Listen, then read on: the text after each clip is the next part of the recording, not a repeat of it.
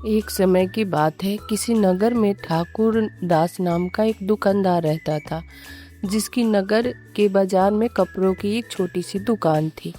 कभी कभार भूले भटके उसकी दुकान पर कोई ग्राहक आ जाता था, अन्यथा वो पूरे दिन अपनी दुकान पर खाली बैठा रहता था। ठाकुर दास बहुत सीधा साधा व्यक्ति था। वो भोलेनाथ का एक परम भक्त था। हर समय ओम नमः शिवाय का जाप करता था और भोलेनाथ के भरोसे अपना जीवन जी रहा था। दूसरी तरफ उसकी पत्नी को उसकी भोलेनाथ की भक्ति जरा भी नहीं भाती थी। अरे अब पूजा पाठ छोड़कर कुछ कमाई भी कर लो, जब देखो तब भोलेनाथ के सामने खड़े हो जाते हो। इस घर को चलाने से तुम्हारी भोलेनाथ नहीं आएंगे।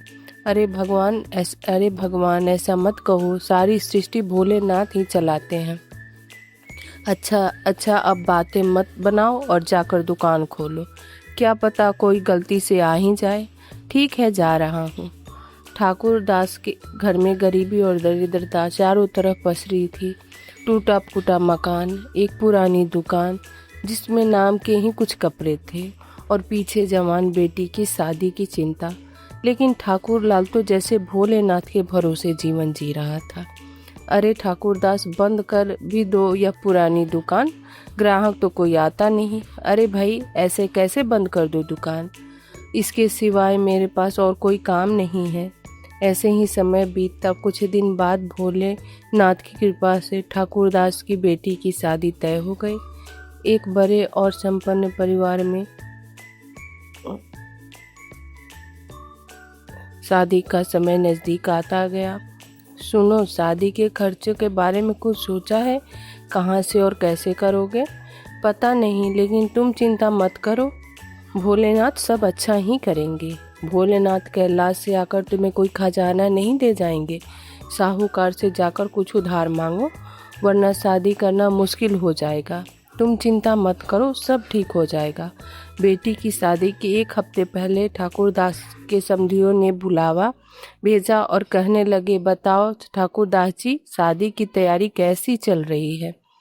सब बढ़िया चल रही है, भोलेनाथ की कृपा है। हमने तुम्हें यहाँ एक जरूरी काम से बुलाया है।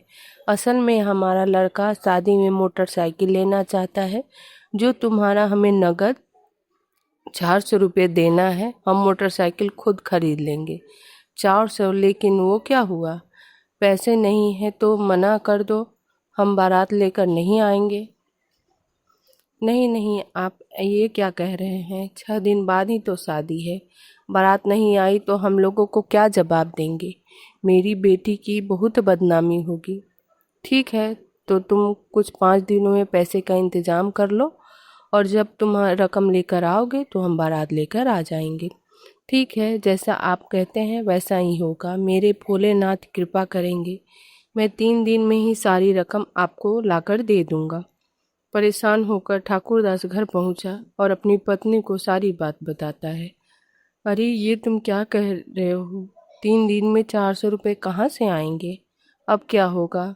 मेरी बेटी की शादी कैसे होगी? तुम चिंता मत करो, मैं सारा इंतजाम कर दूंगा। हमारी बेटी की शादी जरूर होगी। बोल तो ऐसे रहे हैं जैसे कोई खजाना मिल गया हो। 400 रुपये तुम 3 दिन में क्या 3 साल में भी नहीं कमा पाओगे। मैं 3 दिन में पूरे 400 रुपये उन्हें दे दूंगा। मेरे भोलेनाथ कृपा करेंगे और सब ठीक हो जाएगा।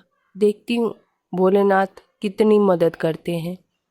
हे प्रभु, हे मेरे भोलेनाथ, आपका ही आसरा है। मदद कीजिए प्रभु, मदद कीजिए।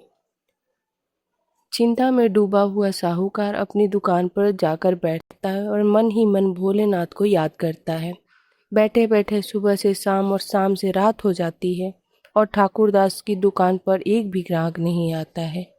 आज तो कुछ कमाई हुई, आज तो कोई ग्राहक भी नहीं आया। ऐसे कैसे कमा पाओगे 400 रुपये? अगले दिन सुबह ठाकुरदास फिर भोलेनाथ को याद कर दुकान पर जा बैठा। दूसरा दिन भी निकल गया और एक की भी आमदनी नहीं हुई। आज आया कोई ग्राहक नहीं। 2 दिन निकल गए। अब एक दिन में क्या कमा लोगे? मेरी बात मानो तो अपनी ये दुकान बेच दो। 400 ना सही, जो भी मिले ले लो। नहीं नहीं, मैं दुकान नहीं बेच सकता। अभी एक दिन का समय और बचा है। तुम देखना न कोई चमत्कार मेरे भोलेनाथ अवश्य करेंगे। 2 दिन से एक भी नहीं मिला। एक दिन में पूरी रकम वो स्वयं तुम्हें दे देने आएंगे। सारी रात ठाकुरदास चिंता में जागता रहा। वो समझ में नहीं पा रहा था कि क्या करे। भोलेनाथ के भरोसे 3 दिन में रकम देने का वादा कराया था। क्या बारात लौट जाएगी?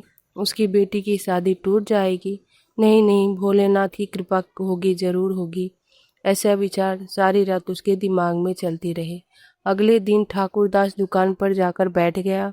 मन में अपने प्रभु पर विश्वास करके बैठा रहा। बैठे बैठे दोपहर हो गई। दोपहर में सारा बाजार बंद हो जाता है। सभी दुकानदार अपने घर जाते थे। खा पी कर आराम कर 4 बजे दोबारा बाजार खुलता था। उस दिन ठाकुरदास घर नहीं गया और दुकान में बैठा भोलेनाथ को याद करता रहा और उसकी आंखों से आंसू बहने लगे। हे भोलेनाथ, मैं आपका दास हूँ, आपके आश्रय हूँ। हे प्रभु, मैं जानता हूँ आप मेरी सहायता जरूर करेंगे, प्रभु जरूर करेंगे। तभी अचानक बाजार में एक आदमी हैरान परेशान भागता हुआ ठाकुरदास के पास आया और बोला, अरे भाई, मेरी मदद करो, मेरी मदद करो। क्या हुआ भाई? तुम इतने परेशान क्यों हो? अंदर आओ, यहाँ बैठ जाओ, बताओ। आज मेरी बेटी का लगन है और अचानक लड़के वाले 20 साड़ियाँ मांग रहे हैं। पूरा बाजार घुमाया लेकिन सारी दुकानें बंद है, इसलिए तुम्हारे पास आया हूँ। मेरी मदद करो भाई। कहिए मैं आपकी किस तरह से मदद कर सकता हूँ? भाई, अपनी दुकान से 20-30 साड़ियाँ दे दो, मैं सारी रकम अभी तुम्हें अदा कर दूंगा। यह सुनते ही ठाकुरदास की अटकी हुई सांसें तेज चलने लगी। खुशी के मारे उसकी आवाज़ नहीं निकल रही थी। क्या हुआ भाई? क्या तुम मुझे साड़ियाँ दे रहे हो? हाँ हाँ, ये लो, सारी दुकान में से आपको जो साड़ी पसंद आए वो ले लो। आदमी ने ठाकुरदास की दुकान से साड़ियाँ खरीदी।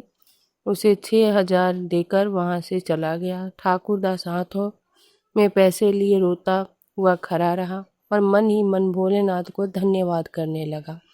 हे प्रभु, आपका बहुत बहुत धन्यवाद। मेरे प्रभु,